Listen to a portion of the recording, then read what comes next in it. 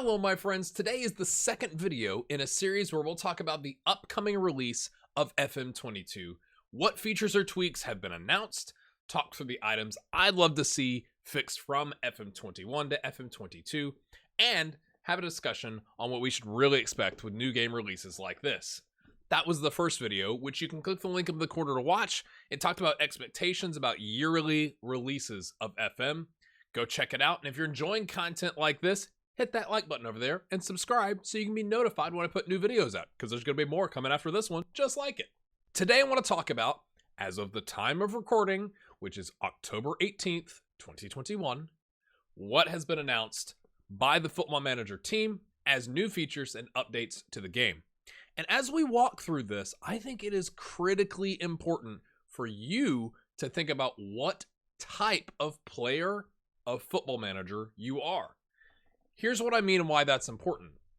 I am a narrative player. I love stories. I love that low current ability youth prospect growing with the club to become captain of the squad. I feel emotional pain when my favorite players like that move to PSG. This influences how I experience the game. Personally, I'm not big on analyzing all of the data. I don't look at pass maps or heat maps or deep stats. That just isn't for me. Maybe that's influenced by being a content creator. I'm trying to get through the next 6 games when I have time because it's not my full-time job, so I can record the next episode for my viewers.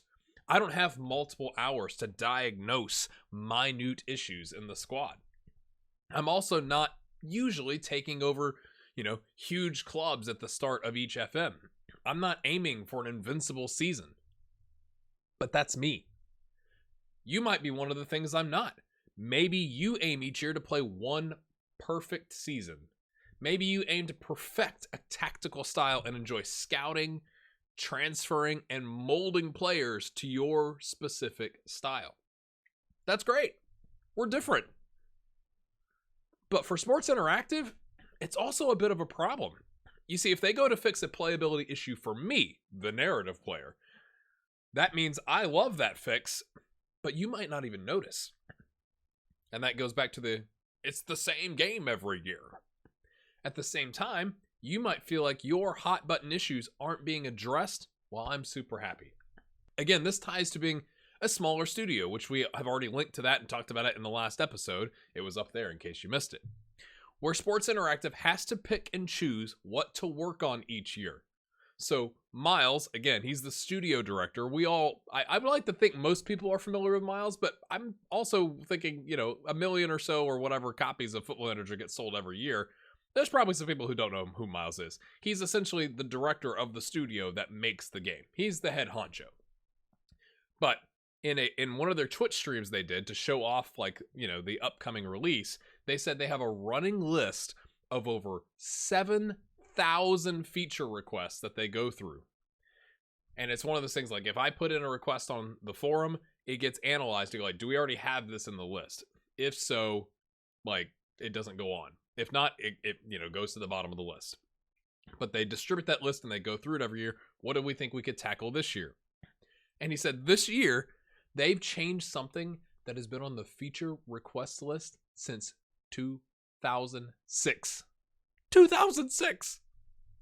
That's crazy. Now, let's get to some of the announced changes.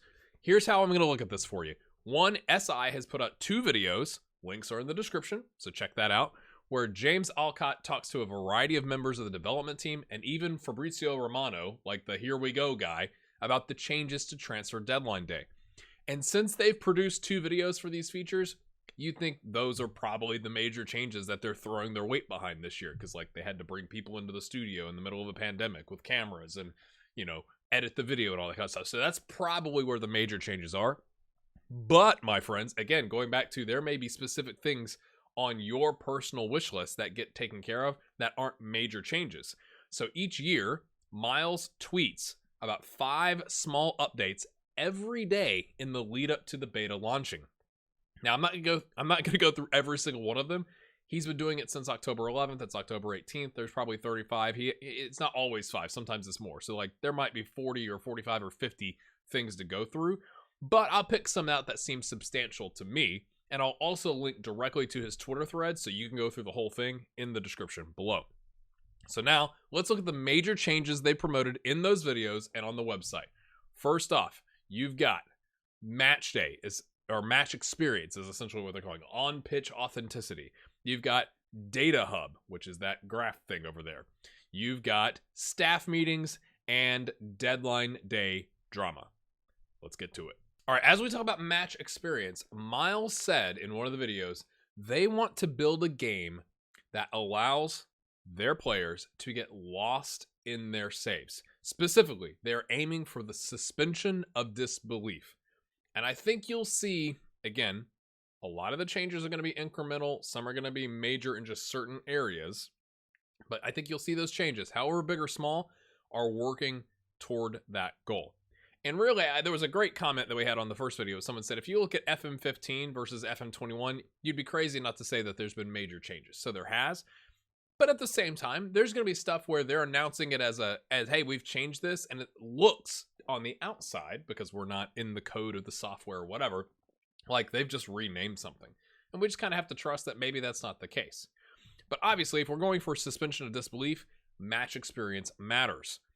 They specifically called out, I can't remember if it was in the Twitch video or in one of the two produced videos that they put out, that they're trying to get rid of the animation issue where like your player runs and then like just scoots around without moving their feet, right? That's obviously that's going to cause your suspension of disbelief to go away, where you're like, oh, I'm playing a game. So they're trying to remove stuff like that. So as part of that, they've got a new animation engine.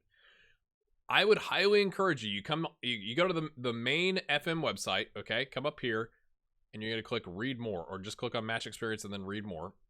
That's going to take you to this page. And they've got a video, and you can see here, this video does a lot to show how the movement of the players looks different. Like in that video, I'm not going to play it right now because YouTube and copyright, I'm not sure how that works.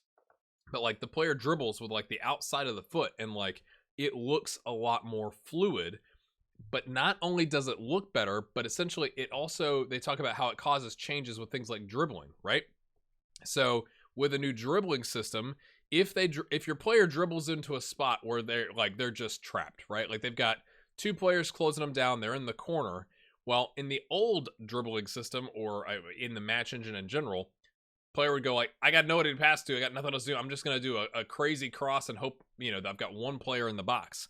Well, now, what would a professional footballer do, depending on the level? They might pass it back to their fullback or a supporting midfielder coming over to help.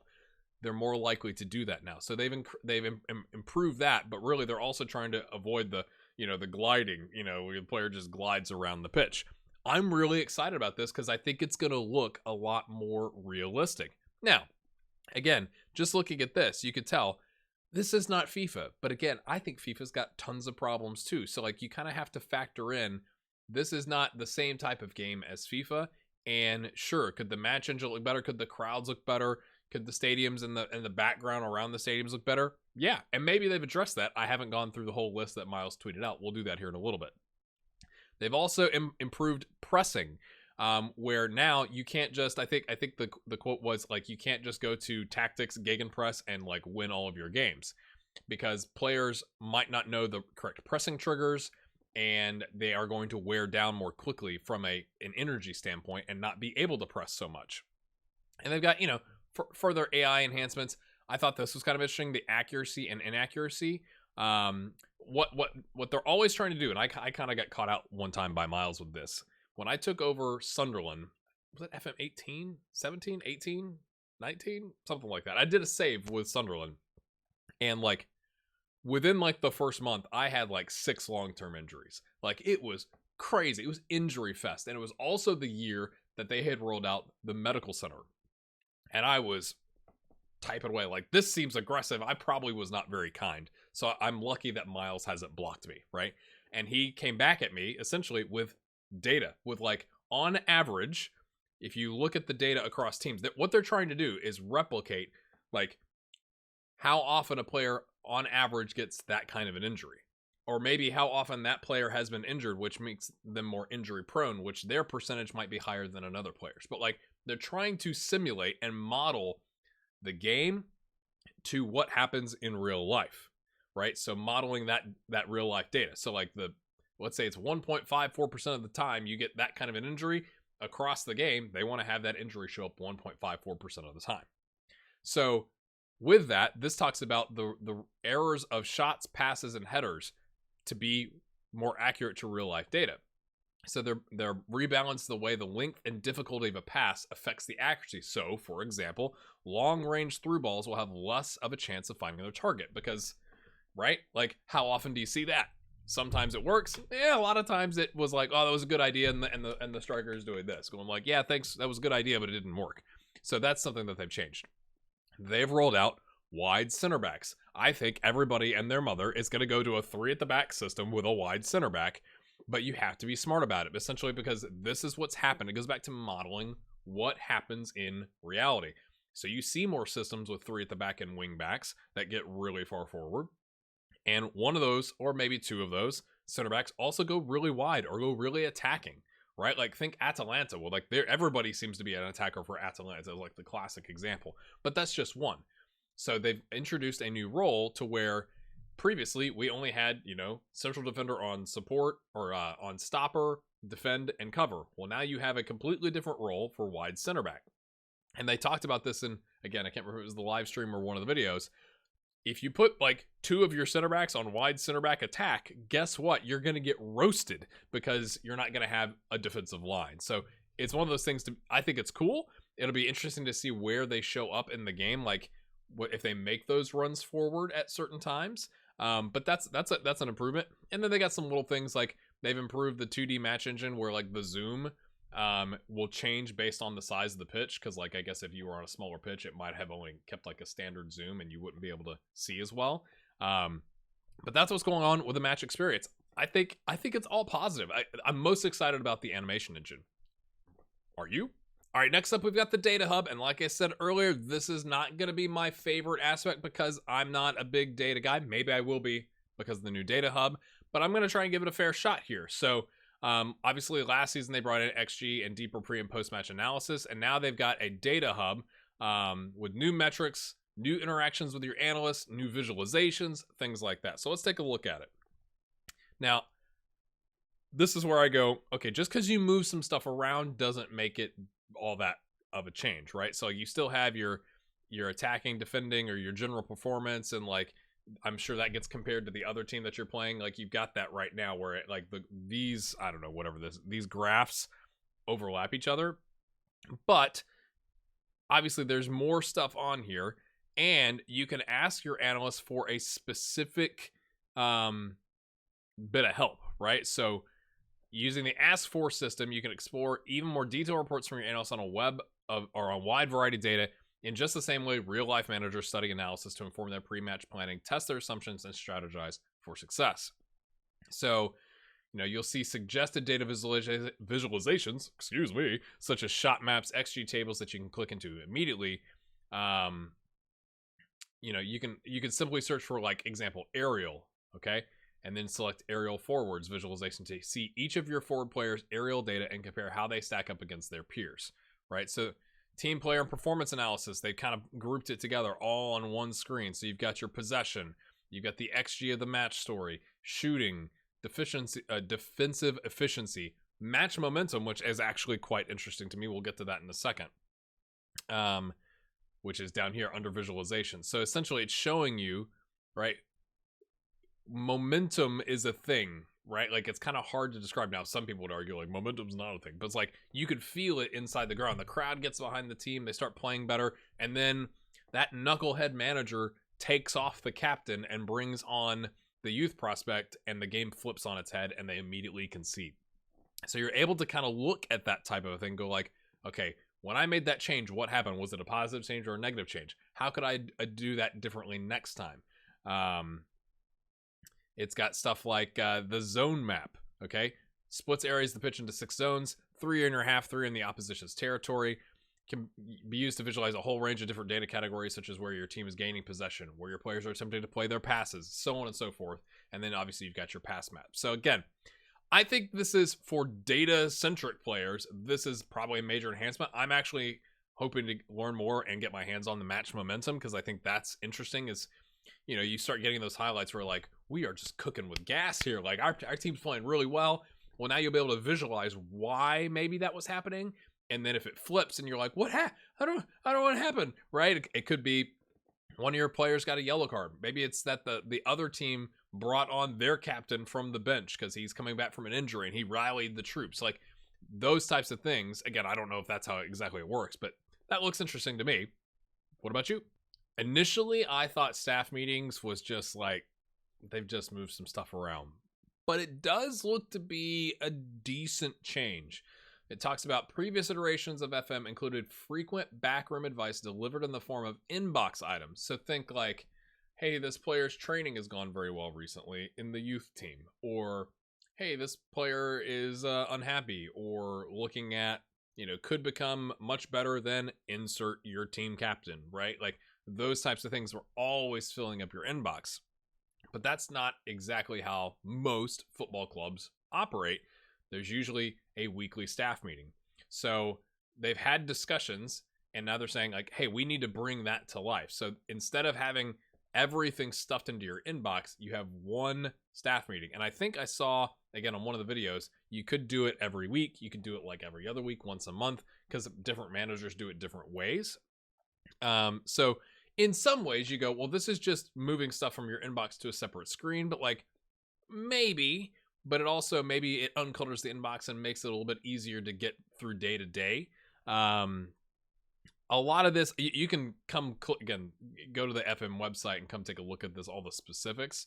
But, you know, you get the recruitment meeting, you get all the development stuff has its own part of the meeting. It talks about personality changes, players that are training well, etc. Even stuff for your own staff. So I'm not saying it's a massive change, but it could be one of those quality of life changes, like taking stuff out of the inbox and setting it to a meeting that then you can say, I only want to do this once a month, might make your save go along faster. But again, all of the specifics, you know, it looks okay, but at the same time, I haven't got my hands on it. So that's kind of where I'm going to leave that one. All right, deadline day. Now, this is something where it's like, they brought in Fabrizio Romano, like the here we go transfer journalist, right? On the second video, and it was like, that's aggressive. So they have apparently completely changed how deadline day works. I don't get the impression you're going to want to skip it, I guess, unless you just have no money, right? And you know, like if you've been at that club, you're like, there's no reason for us to participate in deadline day. We have no money. None of our players are going to leave. And then like you get that it stops if one of your players all of a sudden you get a transfer offer. But like, I think this is interesting because it again, we're going back to suspension of disbelief. It's bringing us back into, there are stories happening, and just like in real life, if one major transfer happens, it can be like a line of dominoes stacked up, where all of a sudden that club that sold the player needs to buy a player, so they buy this player, and that club now needs to buy a player, so they buy this player. It goes down through the line. So they've talked about that. Just seeing here some of the values. They have changed in the scouting. You're not going to get a perfect value until you scout more, right? It's like a range. Like one of the videos, the range was like 675,000 pounds to 6.75 million pounds. It's like, obviously that's a pretty big range, but it's because you haven't scouted as much, so that it's kind of harder to pin the value down. They've changed stuff. Again, this is related to transfers and deadline day and scouting. I don't know if it's specifically on this page or if it was in one of the videos, but like your scouts are no longer going to give you like, that player is a 78 and that player is an 82. It's going to be more like A, B, C, you know, C plus, those types of ratings, just like you get when you get feedback from the board about how you're doing in your job. They're not going to be like, you're an 83 on the match day, right? It's like, hey, you're doing a B. You're giving us a B right now. So that's part of this as well. But there's a lot more focus on this deadline day, the rumors that are happening, and being able to see like the stories, like the biggest signings in your league or around the leagues, in your area.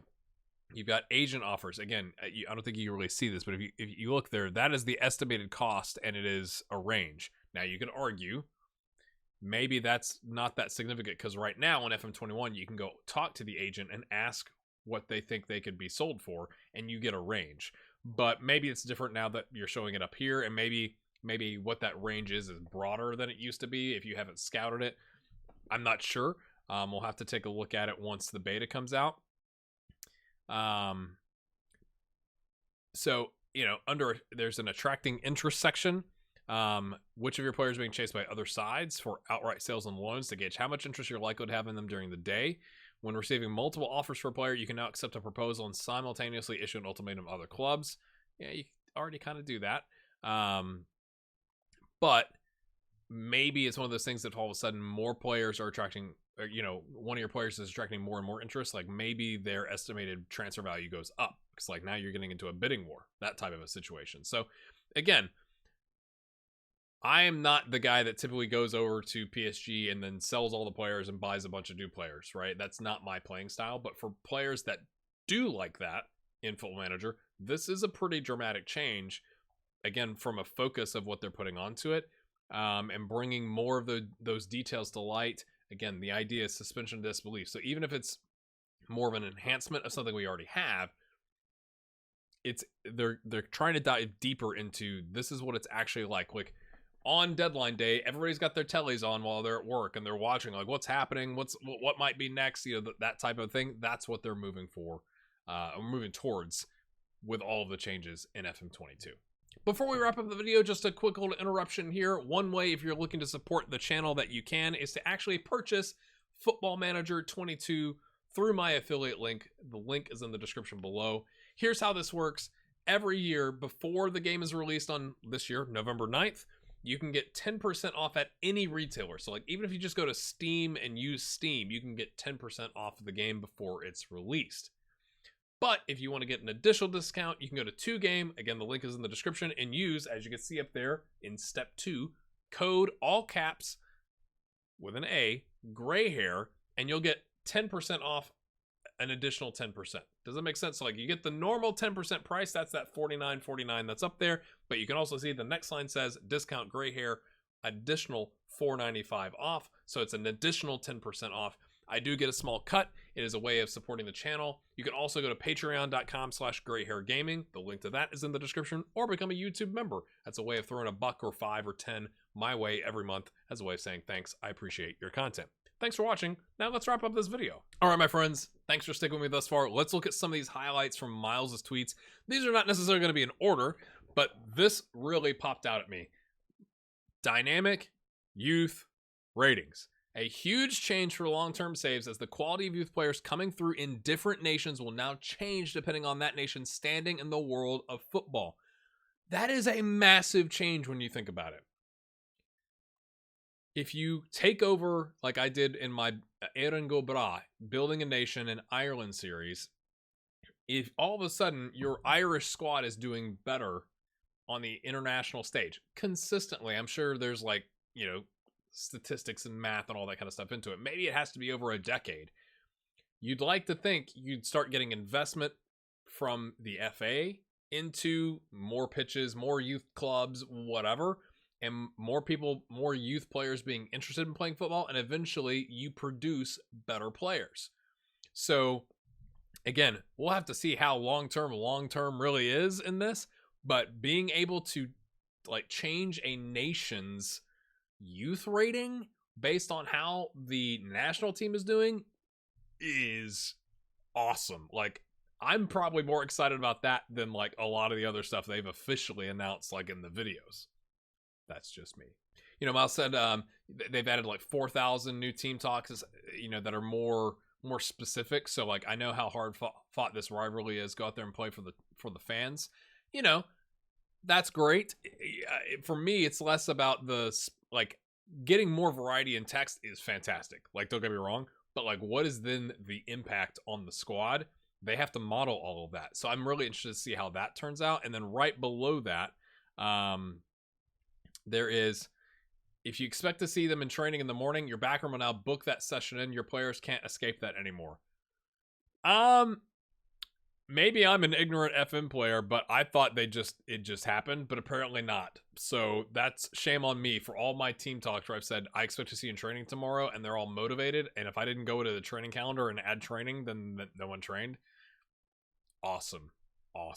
Again, another team talk thing. If you go to accidentally click continue, it doesn't just continue and you leave the team talk without having talked to them. Been there. Yeah, been there. But it actually goes like, hey. Like, are you just going to walk out and give them the silent treatment? Or do you want to hand it over to your assistant? Or do you want to actually cancel and go back and actually talk to them? Again, that's a minor change, but I have definitely been there where you're like, click. Oh, no. And then you can't do anything about it. It's too late. So that's a nice little quality of life change. This I thought was kind of interesting. They showed it off in the Twitch stream. It's a cleaner way of visualizing your tactic. Where I'm like, I don't know if that's exactly cleaner, but when you click on one of these squares, I think, so you see this square up here, it's now highlighted lightly in blue. I think they could make that a little more of a bold color, but it's going to show you why you have a green dot. You've got high positive influence from SAR, because he's responsible for this area of the pitch and is both perfectly suited to the winger role and suitable for playing our next match, but also why you're getting 2 yellow dots. So it allows you kind of to understand where the potential gaps in your tactic are and where those are coming from with the dots. So I think that's a nice thing to make it a little bit more clear where the gaps are, rather than just like, right now, it's like in FM21, it's just shaded, and you can click on it to go like, well, why is this one in the middle shaded a little bit differently than, say, this one? That's, you can tell the background is green. Well, it's because you've got a green dot, 2 yellow dots, and a red dot. Well, why is that? How can I adjust that? Or am I happy with those gaps in the tactic? Does that make sense? You can now set autosaves to happen in real time. So it doesn't matter if it's been a week or if you left the game to go change some laundry and all of a sudden the power goes out. You can actually have it every 30 minutes or 60 minutes of like actual clock time in the real world. It'll autosave. I guess that wouldn't happen in the middle of a match though. So maybe it's like if that clock is supposed to happen, it waits until the end of the match and then it does it. But again, that's a tiny change. But like, ever had a save where you lost like a couple weeks because you went downstairs to make some lunch and then the power went out? Yeah, been there. Stuff like this just really makes me curious when all he says is dynamic rivalries mic drop. So apparently if like maybe you've got that bogey team in your save that's not like the team's normal historic rival, but like you always lose to them in the 4th round of the FA Cup or something like that's going to come up. And I do like this. You'll get like the top 5 signings in your division in one handy news item. So like you can kind of see, who was brought in throughout this. This is at the end of the season. Like who is the most impactful transfer and why. This one I just went like, this happens? When you're on the receiving end of a touchline ban, you'll get called into the boardroom to discuss things in a new boardroom interaction. And there he's linked to, a BBC article about, was it Gillingham? Their boss getting a 1-match touchline ban. So it's like, is that because of something you said in the post-match press conference about the referees? Because I didn't even know, like, can you get like sent off as a manager in the match engine? Never happened to me. So this just kind of intrigued me. I was like, what? Improved career paths for managers. If you're planning on doing an FM22 manager experiment with your patrons and YouTube members, that's kind of interesting. So those in real life who have declared they aren't interested in club jobs and only want to manage national teams and vice versa can now be supported. I'm just interested in anything that makes career pathing for managers better, so we'll have to see how that pans out. This was on my list of things I want fixed from FM21, which will be the next video in this series. In a job interview as a manager starting their managerial journey, you're now able to ask for support in gaining coaching badges if you're successful and land the job. This is huge, journeyman players. Huge. Because Miles did say during the Twitch stream that they're not going to allow you to spend the money that you earn. Because he's like, we would then have to model like the cost of renting or buying a home in every location on Earth. And like, we're not interested in doing that, which makes complete sense, right? But if you're not going to be able to do that, which again, I totally understand, you have to give us an option to be like, well, hey, I'll come join your club if you'll pay for my next badge or 2 or something like that, right? That's a huge change. I'm pumped about that. All right, my friends, we're going to leave it there. What are you most interested in with all the changes they've announced? Again, make sure you go watch the videos they put out or look at Miles's tweets, because I didn't go through every single one of them. I kind of hit the ones that I thought were really cool. I still have questions about international management and how that might be different. Personally, I feel like international management is like a poor DLC to Football Manager, where it's like they kind of just took some of the stuff and like slapped a new label on it. And it's like, they could do a little bit more there, but that's because I like international management. But some of the stuff, again, the animation engine, I'm really, really excited about. And probably the match momentum, that being something you could visualize the changes. Hey, what did I do that caused that? Or what didn't I do that caused that? I think that's really interesting. What are your thoughts? Again, if you've enjoyed this video and this series, hit that like button, subscribe over there. My goal this season with FM22 is to get to 10,000 subscribers and get back to over 50 patrons and YouTube members. So if you want to support the channel financially, a couple of different ways you can do that. Obviously, already showed you the video on how to get FM22 with 10% off, 10% off. Yeah, that math is fun. But you can also just throw a buck or $3 or $5 or 10 my way on patreon.com/grayhairgaming, or become a YouTube member, and we've got tiers at the $1, $5, and $10 level. Those links are in the description. Thanks for watching. Leave some comments. We'll see you next time. I'm going to talk about all the things that I haven't seen them talk about that I want fixed from FM21. So get ready. Urgh.